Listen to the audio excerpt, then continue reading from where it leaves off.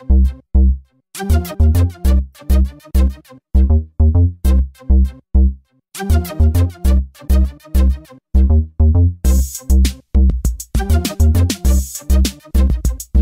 back to TechQuest TV. My name is Kelly Lewis. I'm President and CEO of TechQuest Pennsylvania, and we're excited to end up our show here with Mindteck, which is based operations here in central Pennsylvania, and I'm joined by Mohun Kapur, who's in charge of business development at Mindteck in the eastern region. Mohun, welcome to TechQuest TV.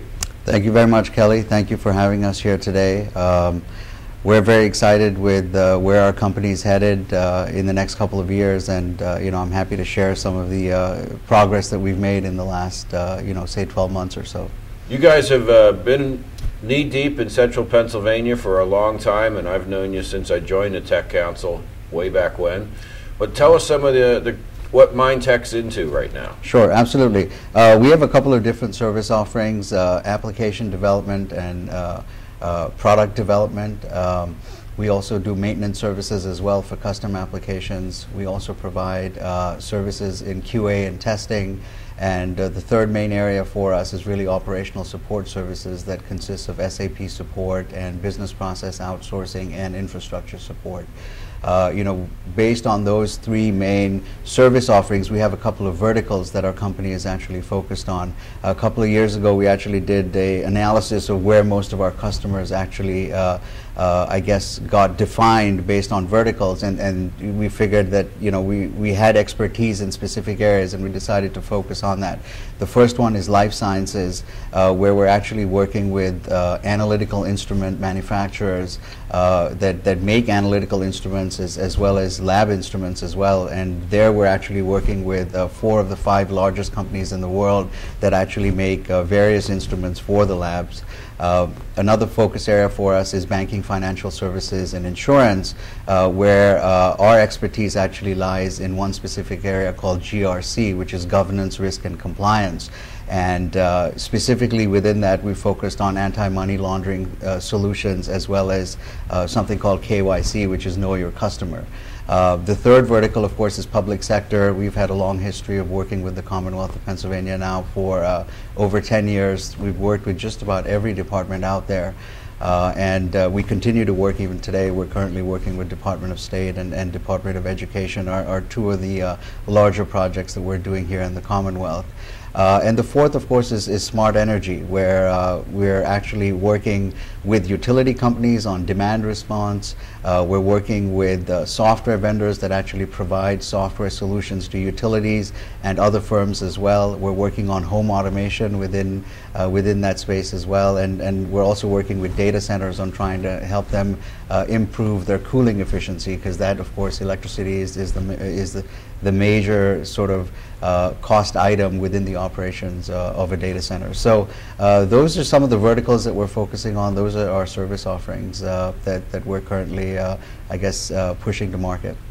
Well, I mean, that's fascinating on the medical device. That's something new for me to learn. So I always learn things on TechQuest TV. Right. But now the government sector, that's the meat and butter of what I've known you guys for. But this infrastructure is very interesting, because we've spent a lot of time developing the Pennsylvania Infrastructure Group, because the tech industry, we can't live without the electricity.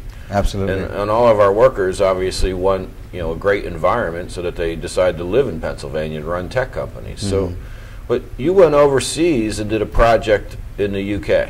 That is correct. Our customer in the UK was looking for an intelligent lighting system, and this was a project that we delivered end to end. So all the way from design, development, and providing manufacturing support for the intelligent light monitor that sits on the street light, to the communication protocol that allows all the street lights to talk to each other, and then finally the software that ties everything together. So, excuse me.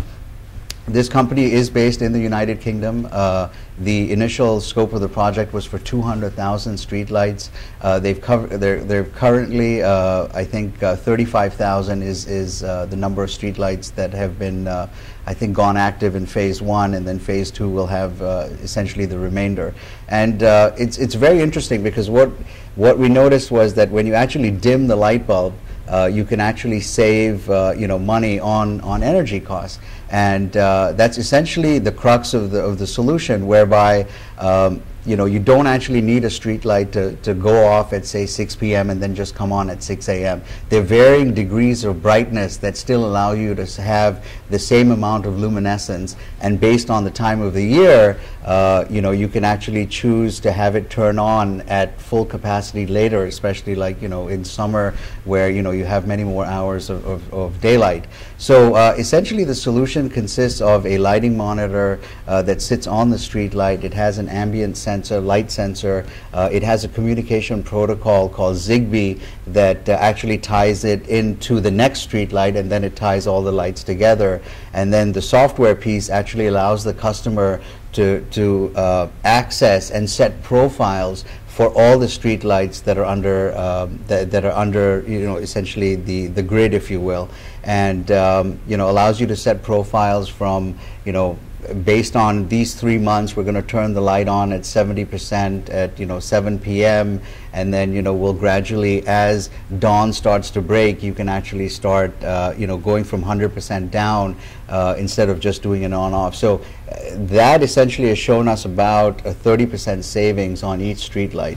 And this is a concept now that we would like to, or we've already started actually pushing this out here in Pennsylvania to start with, and we'd like to see how we can push this to other local governments across the U.S. And given the budget constraints that we see not just at the state level, but even going down into counties and townships, we feel that this is definitely something that would resonate in terms of saving approximately 30% in energy costs per street light.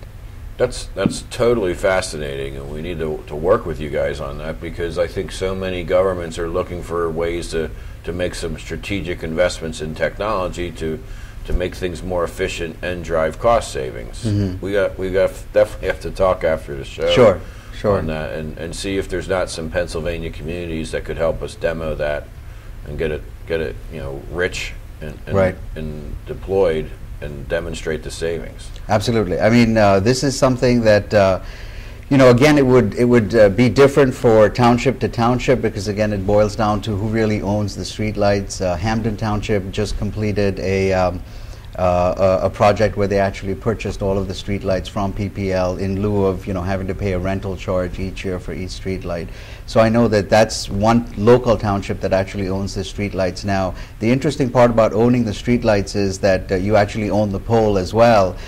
One of our other customers in New Jersey, we actually worked on the communication protocol as well. They actually manufacture solar panels, and they actually signed a contract with the largest utility company in New Jersey, whereby they're actually installing one solar panel on each street light. If you've been to New Jersey, if you've looked up and seen a solar panel on a street light or on a utility pole, there's a very good chance that they're actually from that company.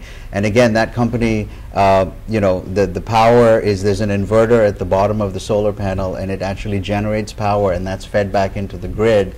And people ask, well, why would a utility company that sells electricity care about generating through solar? And the whole idea is that a lot of these utility companies now have mandates in terms of what percentage of power would be generated from clean sources, solar definitely being one of them. So this is again a 200,000 solar panel installation that has already started in New Jersey, and I think is about halfway through. So this is another area whereby a township, if they own the street light, they can actually mount a solar panel as well and reap savings from there, because the power that's generated, not only can you power the street light as well, and then the excess power can then be fed back into the grid and they can get a credit. So there's a lot of stuff out there to help the government, and we're very excited about the whole smart energy sort of ecosystem.